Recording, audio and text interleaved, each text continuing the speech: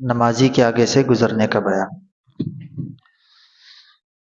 اگر کوئی شخص نمازی کے سامنے سے گزرنا چاہے تو حالت نماز میں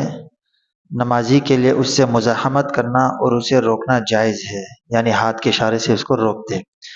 بشرطے کہ اس میں عمل کثیر نہ ہو، یعنی بہت زیادہ اس کے ساتھ لڑے نہیں، لیکن اگر کوئی شخص گزرے اس کے پتہ نہ ہو یا ناواقفیت میں تو اس کو ہاتھ سے روک سکتا ہے نمازی۔ نمازی کے سامنے سے اگر کوئی انسان یا کوئی بھی جانور وغیرہ گزر جائے تو نماز نہیں ٹوٹتی، لیکن سامنے سے گزرنے والا آدمی گناہگار ہوگا۔ اس لیے پہلے تو نمازی کو چاہیے کہ ایسی جگہ نماز پڑھے جہاں آگے سے کوئی نہ گزرے اور چلنے پھرنے میں لوگوں کو تکلیف نہ ہو، اور اگر ایسی الگ جگہ نہ ملے تو پھر اپنے سامنے کوئی لکڑی گاڑ لے، لکڑی یا کوئی بھی چیز ہو جو کم سے کم 1 ہاتھ لمبی اور 1 انگل موٹی ہو، اور اس لکڑی کے پاس کھڑا ہو، اور اس لکڑی کو بالکل سامنے نہ رکھے بلکہ ذرا سا دائیں یا بائیں طرف کر دے۔ لیکن اگر کوئی لکڑی نہ گاڑے تو اتنی ہی اونچی کوئی چیز سامنے رکھ لے جیسے کرسی وغیرہ،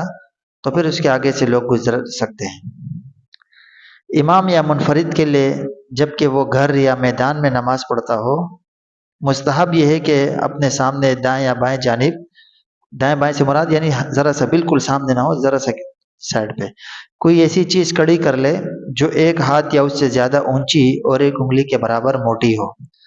ہاں البتہ اگر مسجد میں نماز پڑھ رہے ہیں یا ایسے مقام میں جہاں لوگوں کا نمازی کے سامنے سے گزر نہ ہوتا ہو تو پھر اس کی سترے کی ضرورت نہیں ہے۔ اسی طرح ایک مسئلہ یہ ہے کہ امام کا جو سترہ ہے وہ تمام مقتدیوں کی طرف سے کافی ہے، یعنی جماعت سے نماز ہو رہی ہے